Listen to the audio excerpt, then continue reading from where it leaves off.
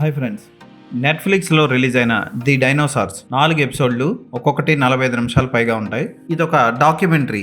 డైనోసార్లు ఎలా పుట్టాయి, ఎన్ని విధాలుగా పుట్టాయి, 66 మిలియన్ సంవత్సరాల క్రితం ఉన్న డైనోసార్లకి 300 మిలియన్ సంవత్సరాల క్రితం పుట్టిన డైనోసార్లకి ఉన్న తేడా ఏంటి, ప్రస్తుతం డైనోసార్లు మన మధ్య ఎలా బతుకుతున్నాయి, అంటే డైనోసార్లు అగ్నిపర్వతాలు గుద్దేసుకొని విపత్తులు వచ్చి పూర్తిగా నాశనం అవ్వలేదు, అవి ఇంకా బ్రతికి మరో రూపంలో మనతోనే ఉంటున్నాయి అంటూ 4 ఎపిసోడ్లో చక్కగా చూపించారు ఈ వెబ్ సిరీస్లో.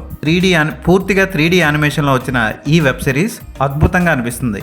అమాయకంగా పాకే బల్లుల్లాంటి డైనోసార్ల నుంచి ప్రస్తుతం మన సమాజంలో మనతో పాటు తిరుగుతున్న డైనోసార్లను సాక్ష్యాధారాలతో సహా చక్కగా చూపించారు.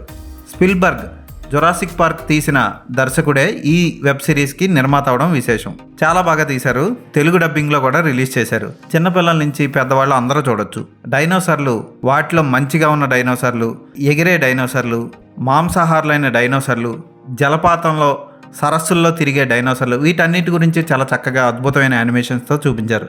చిన్నపిల్లలకు కూడా ఈ వెబ్ సిరీస్ని చూపించండి. తెలుగు, తమిళ్, కన్నడ భాషలో ఈ వెబ్ సిరీస్ డబ్బింగ్ చేసి రిలీజ్ చేశారు. చాలా బాగుంది. ఖచ్చితంగా ఒకసారి అందరూ చూడాల్సిందే.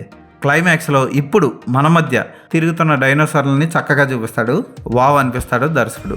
4 ఎపిసోడ్లలోని రకరకాల డైనోసార్లని చూపిస్తాడు. అవి ఎలా చచ్చిపోయాయి, ఆ తర్వాత జాతి ఎలా పుట్టింది, అలాగే భూమిని ఫస్ట్ ఏ పేరుతో పిలిచేవారు, ఆ భూమి ఖండాలుగా ఎలా విడిపోయింది, ఇవన్నీ కూడా చక్కగా చూపిస్తాడు. అస్సలు మిస్ అవ్వకండి ఈ 3D యానిమేషన్ డాక్యుమెంటరీని. ఈ వెబ్ సిరీస్కి నేను ఇచ్చే రేటింగ్ 5/5.